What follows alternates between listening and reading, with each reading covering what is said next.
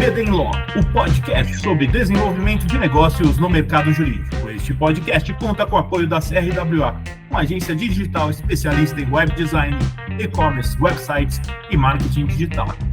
CRWA, há 14 anos entregando performance e resultados de comunicação.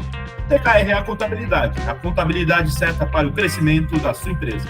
Já ouviu falar em Legal Design? Não? Procura por Bits Legal Design, criando documentos que qualquer pessoa entende. Emoções e cognições são dois motores complementares do comportamento do consumidor. As cognições envolvem como a pessoa percebe, interpreta e avalia informações, enquanto as emoções dão peso a essas avaliações, influenciando a atenção, memória, urgência e preferência. Na prática, o consumidor raramente decide só com lógica ou só com sentimento. Ele alterna entre processamento mais deliberado e processamento, e depois costuma racionalizar a escolha com argumentos coerentes. Por isso, marcas fortes não apenas informam, elas também regulam os dados emocionais, reduzindo a ansiedade, elevando segurança e criando significado, que impacta desde a intenção de compra até a satisfação e lealdade. E esse é o tema do nosso episódio de hoje aqui no BD Law, podcast sobre desenvolvimento de negócios no mercado jurídico. Sejam muito bem-vindas e bem-vindos. Eu sou seu host, Gabriel Bedini, especialista em desenvolvimento de negócios no mercado jurídico. Estamos aqui com Delane Botelho, que possui graduação em Engenharia Agronômica pela Universidade Federal de Lavras, mestrado em Administração de Empresas, Organizações pela FGV e AESP, intercâmbio na VU Viena e doutorado em Administração de Empresas pela FGV e AESP, com bolsa sanduíche da CAPES na Marshall School of Business, University of Southern California. É professor titular da FGV e AESP e bolsista de produtividade em pesquisa do CNPq. Foi Research Fellow na United Nations Conference on Trade and Development. Atuou como coordenador da divisão de marketing da AMPAD no mandato de 2023, líder da linha de marketing do programa de mestrado e doutorado entre 2014 e 2017 e chefe do departamento de marketing entre 2016 e 2019. Atualmente é coordenador do CDEA, Centro de Desenvolvimento do Ensino e da Aprendizagem da FGV-AESP. Seus interesses de pesquisa incluem cognição e emoção no comportamento do consumidor e pricing. Suas pesquisas têm sido publicadas em periódicos como Journal of Consumer Research, Psychology and Marketing, Journal of Business Research, Journal of Market Management, Industrial Marketing Management, Academy of Marketing Science, Review e Journal of Interactive Marketing. Delane, seja muito bem-vindo e muito obrigado por aceitar o nosso convite. E além disso, eu esqueci de incluir na sua bio que você foi meu professor lá no mestrado, que eu estou ainda fazendo na FGV-AESP, e você é um professor que eu tenho muito carinho, e não só eu como tenho muito carinho, como todos os meus colegas lá, a gente sempre fala muito bem de você, viu, professor? Obrigado por ter topado. Pô, é um prazer, eu que agradeço. E é um prazer também dar aula do mestrado profissional da EASP com uma turma tão boa quanto a de vocês e a das outras turmas também. Valeu demais, Delane. Delane, conta um pouquinho da sua trajetória pra gente, como que foi chegar nesse cargo e no que você está fazendo hoje. Bom, você já contou bastante coisa aí, né? Mas eu nasci no interior, então numa cidade pequena, que é Lavras, mas eu tive a sorte de lá ter uma universidade federal muito boa, porque acho que meus pais não dariam conta de me sustentar num curso superior fora da cidade. Então eu tirei vantagem de ter feito o curso mais importante da escola na época, que tinha só 5 cursos, hoje tem mais de 25. Que beleza. Era agronomia, engenharia agronômica. Então é até estranho as pessoas falam, mas o que o engenheiro agrônomo vai falar agora de emoção e cognição? Mas eu trabalhei um pouco na área, uns 2 anos na área, e depois eu vim fazer mestrado aqui na FGV-AESP. E aí, quando você vai abrindo as perspectivas, você vai sendo exposto a novos conhecimentos, a novas oportunidades, a tua vida vai tomando rumos, né? Então, assim, isso aconteceu comigo. Assim, não que eu não gostasse de agronomia, eu gosto. Inclusive, eu uso conceitos hoje em aula e na minha vida. Toda a minha base matemática, toda a base de engenharia que eu tive, né? Isso é muito importante para mim. Mas eu fiz o mestrado na área de organizações, depois eu comecei a trabalhar numa empresa de consultoria e numa rede de varejo, e aí eu comecei a trabalhar com marketing, com preço, e aí eu fui tomando curiosidade, eu sempre fui muito curioso, eu acho que isso que me fez ser pesquisador, né? Eu acho que quando eu pesquiso aí, que publica nessas revistas que você falou, tem uma questão assim, de curiosidade mesmo, de saber por que isso acontece. Eu me lembro que quando eu estava nessa empresa de varejo, a gente colocava o preço, abaixava o preço e não vendia. Eu falei, mas como pode não vender? Totalmente ingenuidade, não está vendendo essa blusa de veludo porque está quente. Não é por causa do frio. Não é por causa do preço. E aí eu vou vendo que tem várias variáveis, elas são interconectadas, né? Então, na verdade, no mundo de negócios, na vida como um todo, a gente está interessado em ver a relação entre as variáveis. E aí que eu já tinha feito o mestrado, e aí eu falei assim, olha, agora eu preciso estudar isso aí mesmo. Eu queria essa área de pesquisa, principalmente, apesar de ter tido essa experiência como executivo, como consultor, e depois, quando eu entrei na FGV, também eu trabalhei um bom tempo na consultoria. Hoje, as minhas consultorias são eventuais, então hoje eu tenho me dedicado mais à FGV, tanto na parte de aula como pesquisa, mas eu tenho um cargo executivo na FGV. Eu sou coordenador de um centro, então a gente... E, na verdade, o pesquisador também, ele é um empreendedor, tá? Aí eu tenho que ir atrás de funding. Das Aí minhas é verdade. pesquisas, eu tenho que ir atrás da FAPESP, eu tenho que ir atrás de fundings internacionais. Então, a gente acaba pratica esse lado empreendedor, né? Então, assim, eu acho bem legal, assim, o meu trabalho, porque eu dou aula, então eu rejuvenesço. Eu vou ficando velho, mas a minha cabeça vai se mantendo, porque eu estou em contato com pessoas jovens sempre. Inclusive, dou aula também para o primeiro semestre da graduação. Pô, e aí é desafiador, hein, Dele? Esses alunos têm 17 anos de idade. Nossa. Fazem aniversário, geralmente toda a minha aula tem parabéns, porque eles estão fazendo 18 anos. Então, isso vai me rejuvenescendo. Eu trabalho com pesquisa também, que isso possibilita como que eu estude, me força a estudar. Ou seja, me força, não só a estudar, me força a ir atrás de coisas novas. O que me ajuda nas aulas. E que me ajuda nas eventuais consultorias. E tem essa questão do empreendimento, de você estar lidando com pessoas, fazendo network. Então, acaba fazendo tudo. Trabalho. Interessante. É interessante, que às vezes a gente pensa assim, é professor, ele só dá aula. Olha, o que eu menos faço é dar aula, na verdade. O que eu menos faço é dar aula. Eu dou 4 horas, 6 horas de aula por semana. Só que eu trabalho mais de 10 horas por dia. Então, essas outras horas são pesquisa, orientação, a preparação de aula, coordenação. A coordenação também me ocupa ali. Então, é um trabalho executivo também. É muita coisa ao mesmo tempo. Imagino. E, sabe, Dele, eu fiquei me perguntando aqui, porque eu lembro das suas aulas e eu gostava porque aquilo me dava uma sensação de mistura de psicologia com você. É porque é todo comportamento, né? Então você ficava vendo aquilo, e você está falando de uma visão mais de engenharia, né? Que você fala das variáveis, né? Você não falou agora do comportamento, obviamente, que isso impacta. Mas, assim, a gente vê que alguns professores gostam realmente de dar aula. Você vê que uns caras estão dando a matéria porque foi que caiu no colo. Mas ou você finge muito bem, ou você gosta realmente desse tema. E eu tô chutando pela segunda opção. Eu acho que estudar comportamento é muito interessante. Assim, já dei aula de outras disciplinas, mas assim, estudar comportamento é algo que, primeiro, todo mundo está interessado nisso. Se você é ser humano, se você é Homo sapiens, você está interessado em entender comportamento. Porque se você trabalha no setor jurídico, no setor de saúde, no varejo, na indústria, na inteligência artificial, comportamento é muito importante. Agora, só para eu fazer um parênteses aqui, na minha graduação, eu tive uma disciplina que chamava Insect Behavior, que é comportamento de inseto. Cara, E eu achava aquilo muito interessante. Eu falava, nossa, que não sei se é muito interessante. diferente. E aí, mas eu nem imaginava estudar comportamento humano, né? Mas hoje eu faço conexões. Eu uso muito, não sei se você lembra, não sei se eu usei tanto na sua aula, mas eu costumo usar exemplos de animais.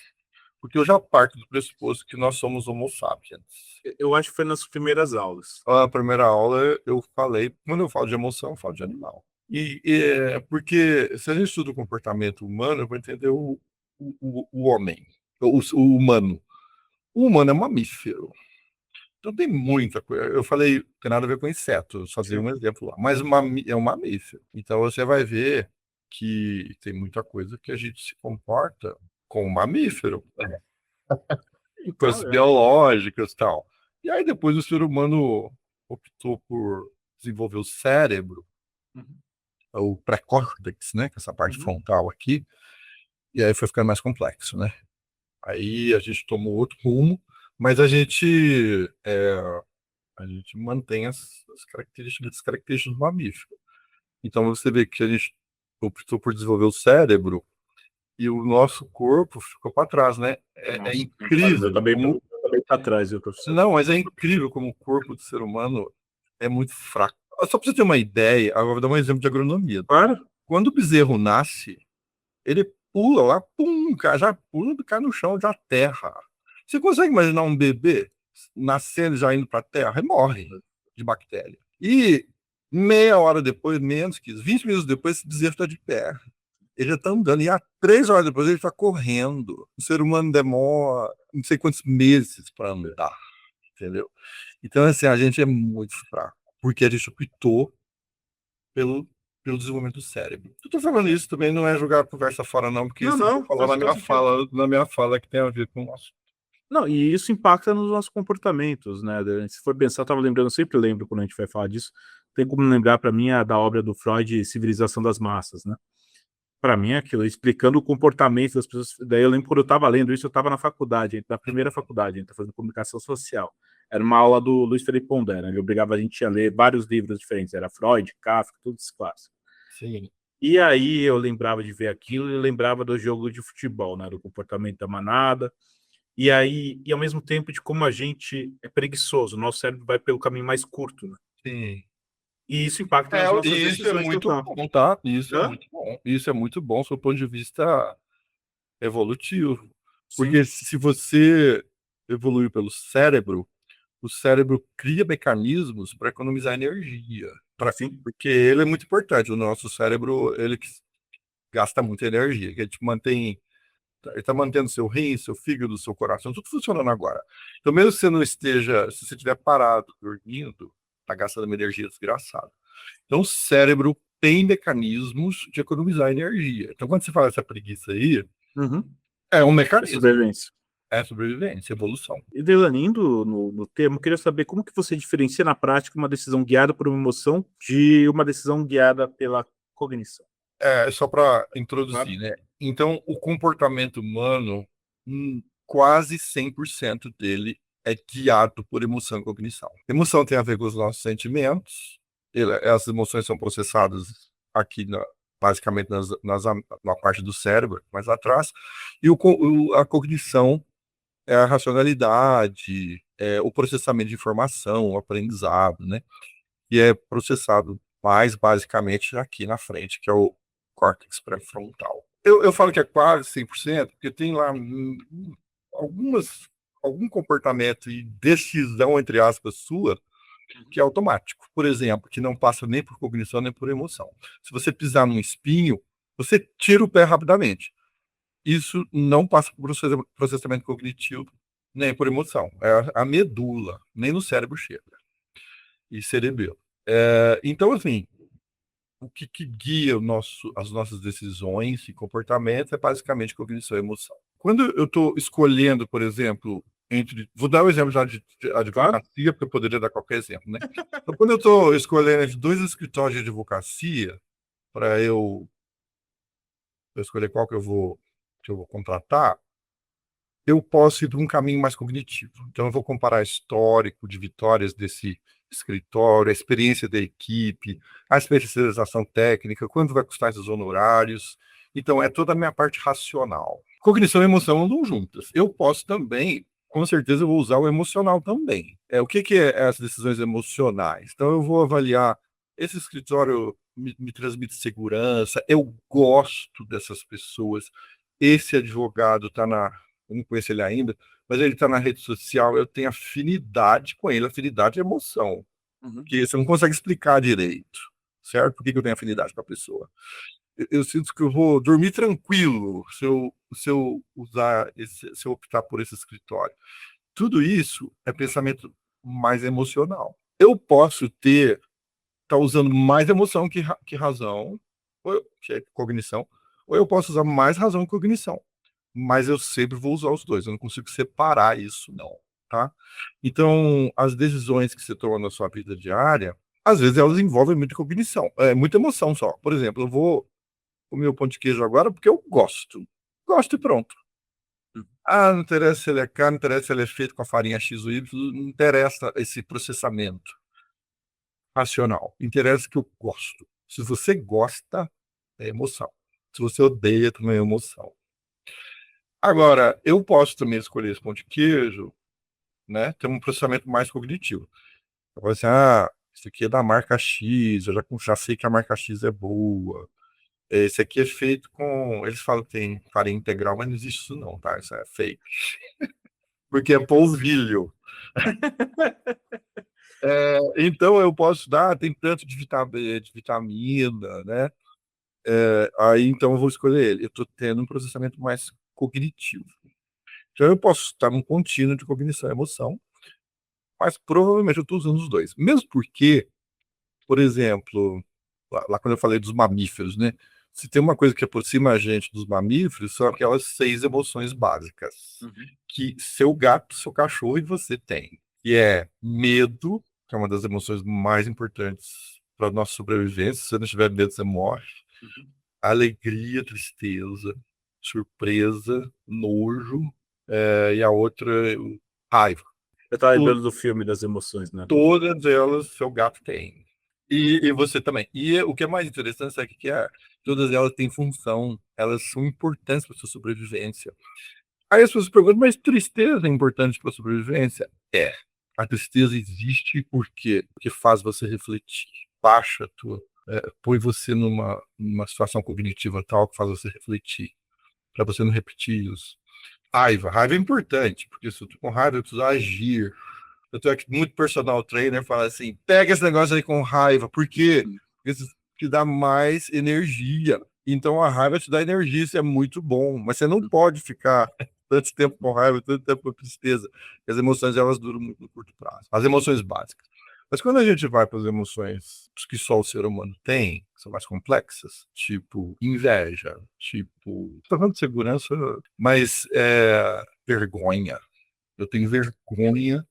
Eu não vou contratar esse escritório de advocacia porque eu tenho vergonha. O cara saiu no jornal como corrupto. Ou eu tenho orgulho de estar trabalhando com ele. Tudo isso são emoções que só o ser humano tem. Para eu ter essa emoção, eu preciso ter cognição. Por exemplo, para eu ter vergonha de alguma coisa, eu preciso processar que aquilo ali me gera vergonha. Senão, né? Então, é muito... você não consegue separar emoção e cognição, não. Não é assim, duas coisas que você separa, não. Interessante, Dani. Eu queria saber como heurísticas e viés cognitivos influenciam decisões de compra, mesmo que o consumidor acredite que está sendo totalmente racional. O que é uma heurística, né? Uma heurística é um atalho de decisão. Então, a gente está falando muito de decisão aqui. Que escritório de advocacia eu vou escolher? O cérebro criou esse mecanismo chamado heurística. Se eu fosse processar toda a informação que eu sou exposto, eu ia gastar muita energia. Você ia simplesmente pifar. Sabe quando o computador sai fumacinha, que ele não conseguiu? Antigamente, hoje eu acho que tem essa memória para isso. Mas às vezes você viu o aparelho ali, pifou. Ele não conseguiu. Seu cérebro ia pifar. Graças à nossa capacidade, o cérebro tem heurísticas que falam assim, não, eu não preciso disso. Então eu uso uma heurística, por exemplo, esse perfume, tem esse perfume alemão, tem esse da França. Eu vou no da França. Mas você não conhece, você não obteve informação, mas eu preciso decidir rápido, entendeu? Esse motor aqui é alemão, esse motor aqui é sul-africano. Eu vou no motor alemão, entendeu? Por quê? Eu estou usando uma heurística. Essas heurísticas, elas ajudam a gente. Só que o estereótipo, por exemplo, é uma heurística, tá? Só que aí você tem os efeitos colaterais. Por exemplo, quando eu falo assim, aquela mulher, ela não vai ser boa engenheira, que eu estou sendo extremamente preconceituoso, mas eu estou usando um estereótipo, isso é uma heurística. Isso é um mecanismo que meu cérebro fez para economizar informação. Só que agora eu tenho efeitos colaterais disso.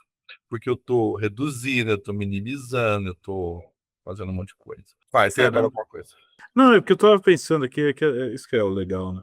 Porque eu tava pensando, eu trabalho hoje com inovação. E inovação, a galera tem medo de inovar. Você vai falar isso, o pessoal foge. Fala, cara, sai daqui, tá tudo acomodado, então qual que é o primeiro passo que você faz? É ensinar a galera o que é, pro pessoal não ficar com medo. Ó, veja bem, Não achar que é um bicho de 7 cabeças, que é algo completamente, sei É que lá. o cérebro também já tem problema de mudar, tá?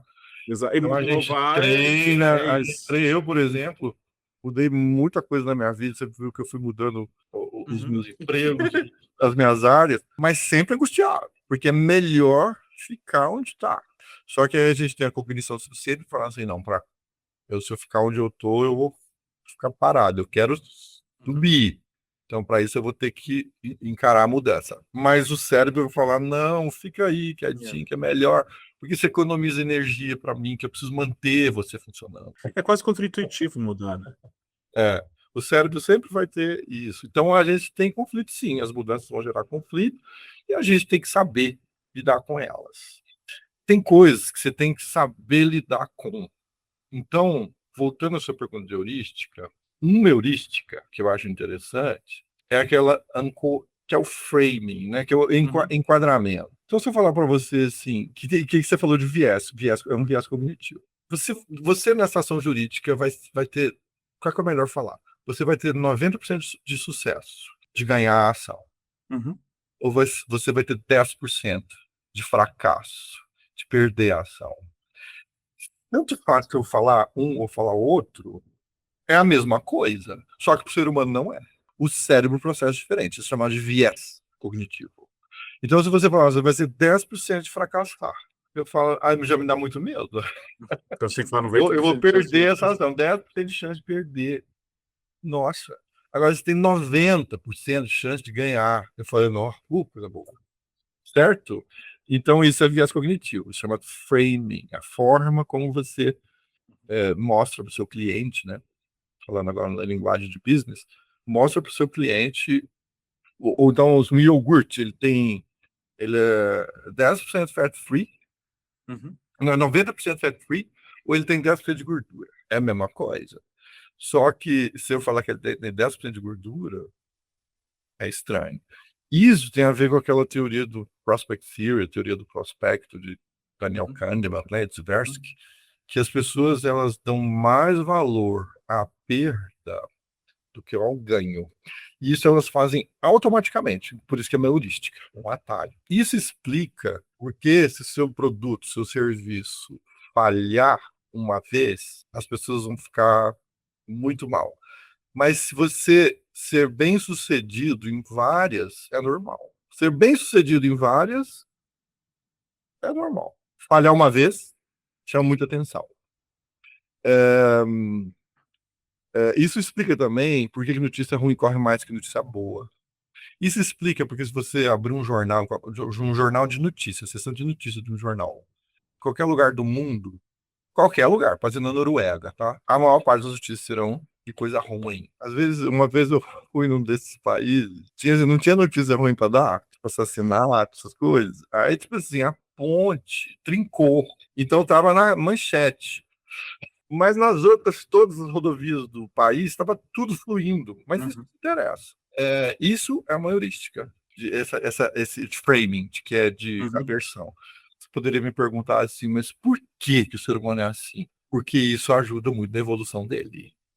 Se eu presto mais atenção no que é ruim, que me ameaça mais, isso me protege mais. E aí eu consigo sobreviver melhor, evoluir melhor. Se eu ficar prestando atenção só no que está dando certo, só no que está bom, a chance de eu ficar exposto, vulnerável, etc., é maior. Então isso explica também a evolução. Isso explica também bom, porque as pessoas mudam, né? Por conta do medo, né? As pessoas mudam por conta do medo. Então porque tem essa Elas não questão mudam porque elas acham que vai dar certo, é por causa de medo. é que se essas coisas você não muda na pessoa. Então, por exemplo, uma vez, aliás, até fazendo conexão com a área jurídica, eu dei consultoria para o TCU, Tribunal de Consultoria. Que legal. Não fui eu, né? Foi a FGV, eu era da equipe. Eu era o coordenador da área de comunicação. Então, alguém do TCU, faz muito tempo, as pessoas falam assim, mas a gente acerta, a gente faz tanta coisa boa, e o TCU é muito bom mesmo, tem uma equipe muito gabaritada. Trabalha bem, mas não sai no Jornal Nacional o que eles fazem. Só sai quando acontece alguma coisa ruim. Então, alguma coisa ruim, assim, aí sai. Bom, aí qual que conselho que a gente dá, né? A gente tem que dar um jeito de estimular essas questões, minimizar as questões ruins, estimular as questões boas na mídia, na assessoria de imprensa, mas saiba que isso é da natureza humana, então você vai ter que também aprender a conviver. Mais ou menos uma comparação lá com a agronomia, tem uma erva daninha que chama tiririca, que é bacana. Tem uma hora que assim, você não consegue eliminar, você tem que aprender a conviver. Você convive com aquela erva daninha, só que você minimiza ela. Você pode usar herbicida, ou pode plantar a cana no outro período, mas você não elimina, porque isso faz parte da natureza humana. E tem outras heurísticas, por exemplo, ancoragem. Ancoragem eu acho muito legal, quando você se ancora, né, alguma coisa. É. Eu vou te dar um exemplo, que quando teve a pandemia, eu fiquei assim 2 anos sem ir no shopping, sem comprar nada. Eu falei, hoje eu vou no shopping, eu vou, né, abrir a represa. É represado o consumo. Eu falei, mas eu não gasto tanto. Eu falei, vou comprar só uma blusa de frio, acho que era julho de 2021, um ano e meio depois. Uhum. Aí entrei numa loja no shopping, não vou falar as marcas, né? Sim. Perguntei quanto é essa blusa, uma malha, né? Ela falou assim, R$ 8.000. Eu falei, nossa, que bonito e tal. E fui embora. Pra uma outra loja que eu gosto, e tinha uma malha lá também bonita, perguntei quanto é. Era R$ 900. Quando eu falei R$ 900, eu falei assim, nossa, é baratinho demais. Isso é viés cognitivo. Interessante. Então, a forma como você mostra, isso tem várias implicações, tá? Por exemplo, muitas empresas trabalham com linha de produto e, às vezes, algum produto da linha, a única função dele, ou a função principal dele, é referenciar. Então, por exemplo, eu tenho lá produto, qualquer coisa, carro, sabão em pó, Uhum. qualquer coisa. Pacote de serviços. Então, eu tenho lá o carro, o Citroën C3, Citroën C4, Citroën C5. O Citroën C5, ele ajuda a vender o Citroën C3, porque você olha aquele preço, caro, o C3 passa a ser barato, porque você analisa comparativamente, né? Você ancora, né? E tem até alguns exemplos clássicos aí que colocam, tipo assim, é o exemplo de pipoca, né?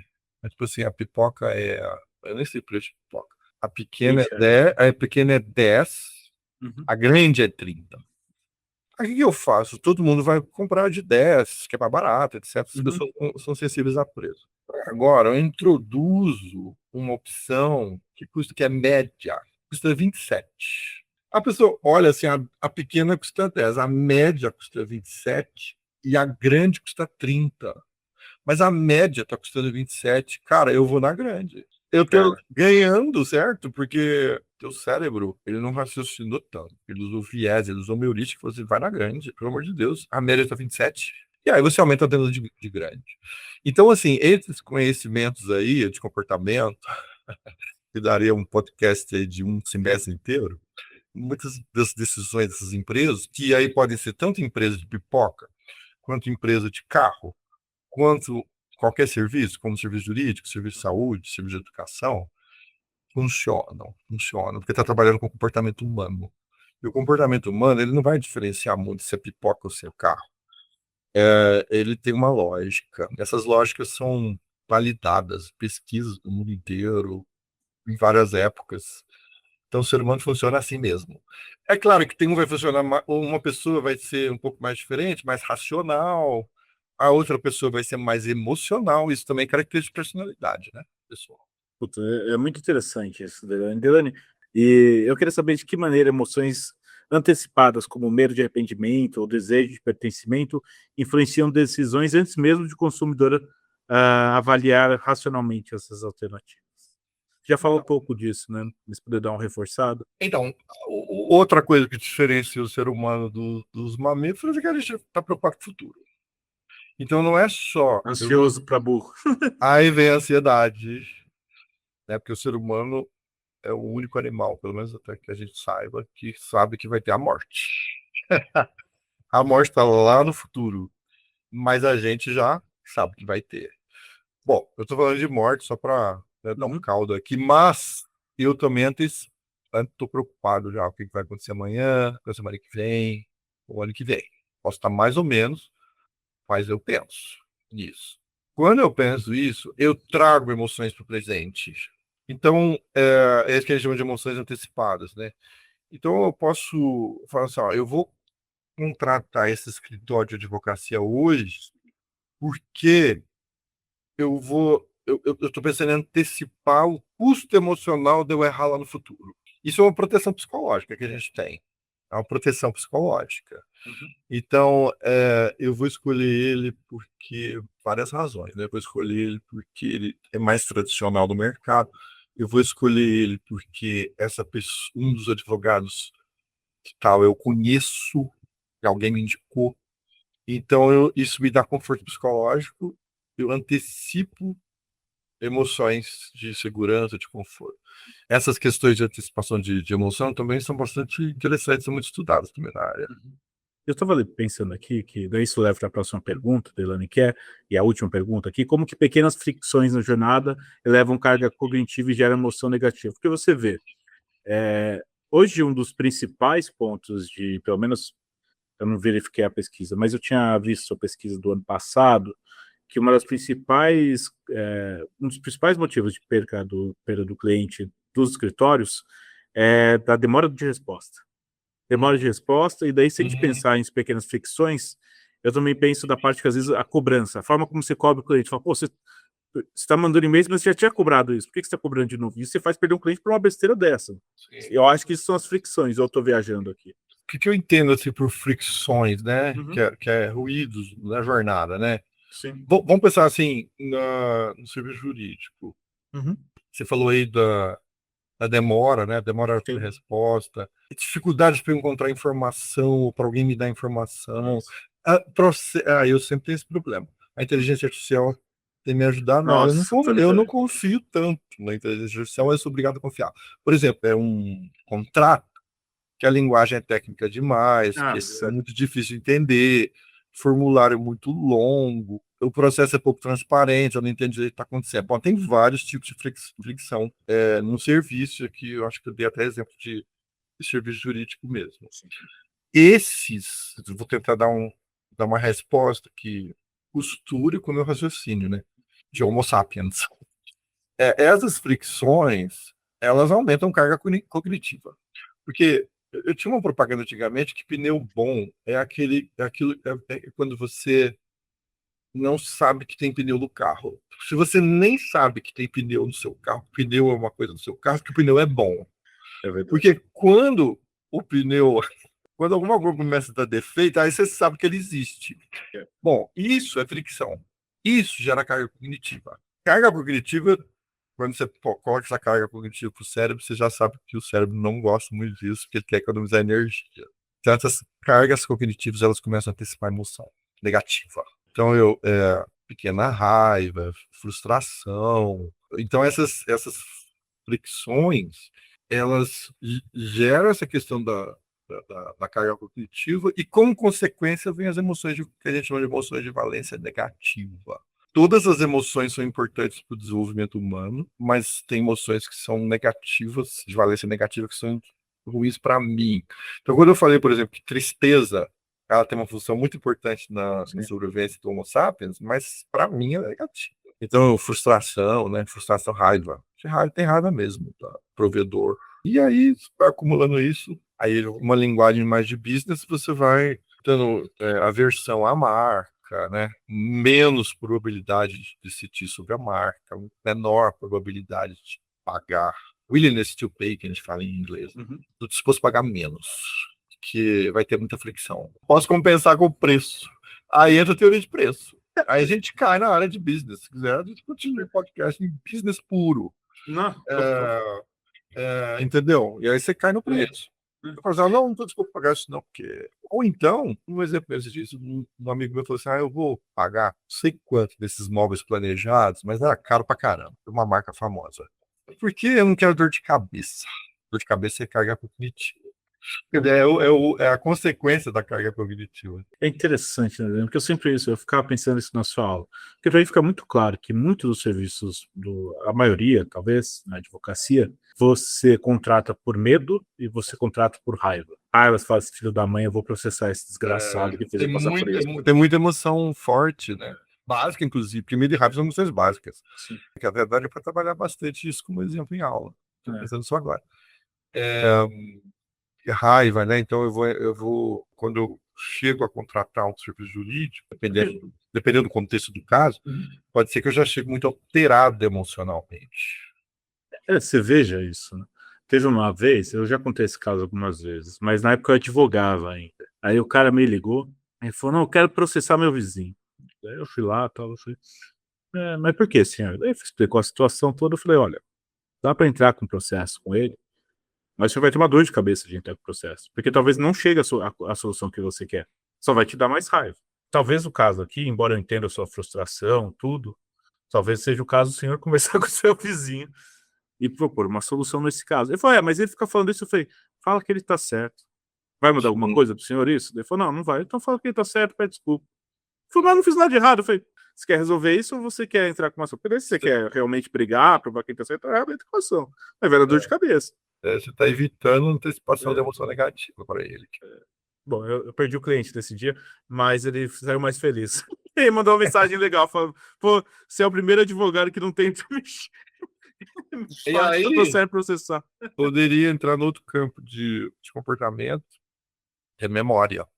Então ele pode ter saído mais feliz, ele não fechou negócio com você, mas aquilo pode ter ficado na memória dele. E como ficou na sua. E isso pode ser interessante. A questão de lembrar da marca é algo que as marcas, né? Sim. Elas lutam para isso. Porque se lembrar das coisas, eu não lembro que eu comi no almoço, eu vou lembrar da marca X. Agora, tem marcas que você lembra fácil. E isso é porque ela trabalhou, viu? Trabalhou e entendeu muito a questão humana. Eu vejo pelo Nubank, eu sou cliente assíduo deles. E assim, os caras resolvem as coisas. Né? Então eu tenho confiança que eles vão resolver. Porque até agora, todos os problemas que teve, eles resolveram.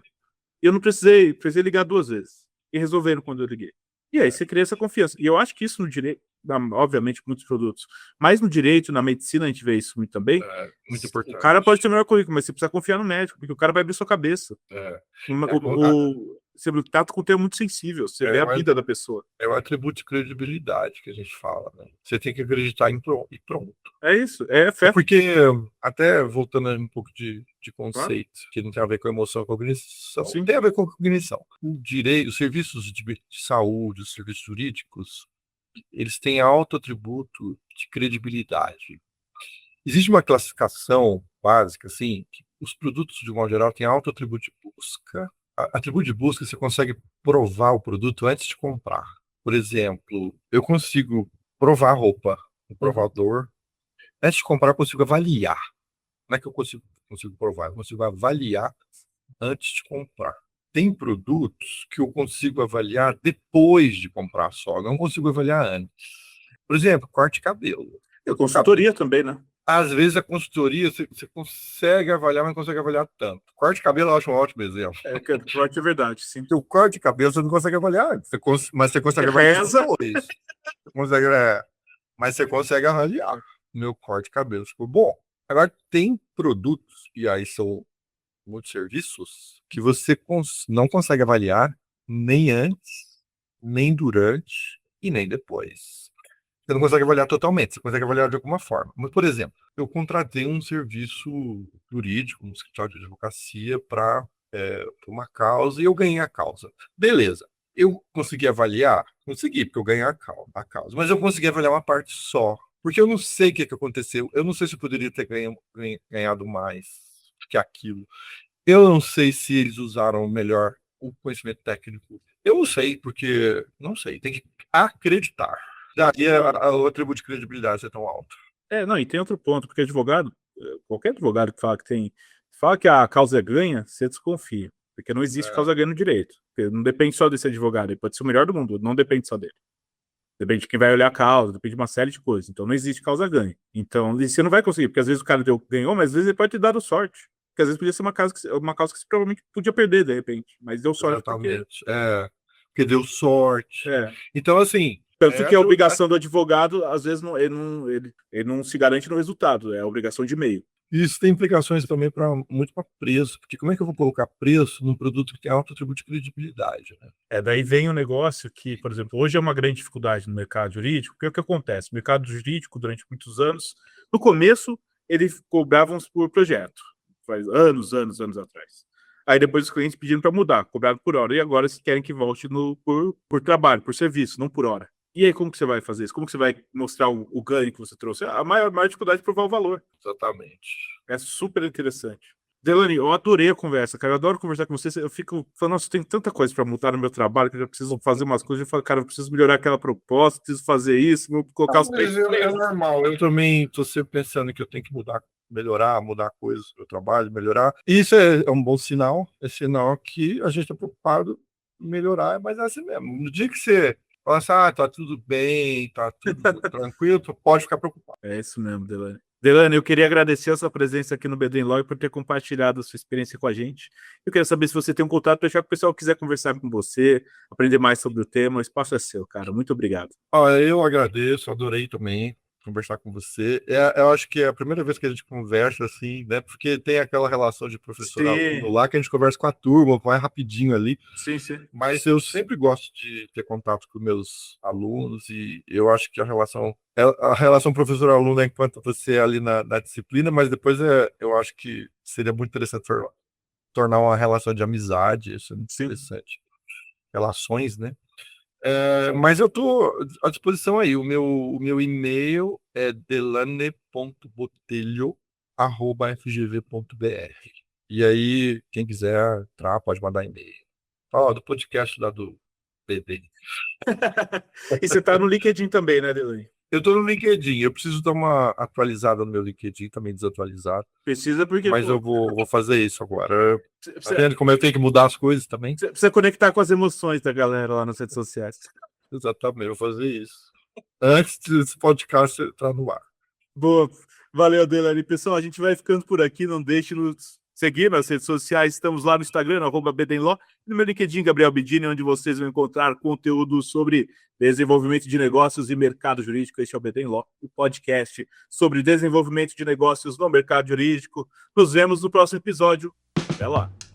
BDenLaw, o podcast sobre desenvolvimento de negócios no mercado jurídico. Este podcast conta com o apoio da CRWA, uma agência digital especialista em web design, e-commerce, websites e marketing digital. CRWA, há 14 anos entregando performance e resultados de comunicação. TKRA Contabilidade, a contabilidade certa para o crescimento da sua empresa. Já ouviu falar em Legal Design? Não? Procura por Bits Legal Design, criando documentos que qualquer pessoa entende.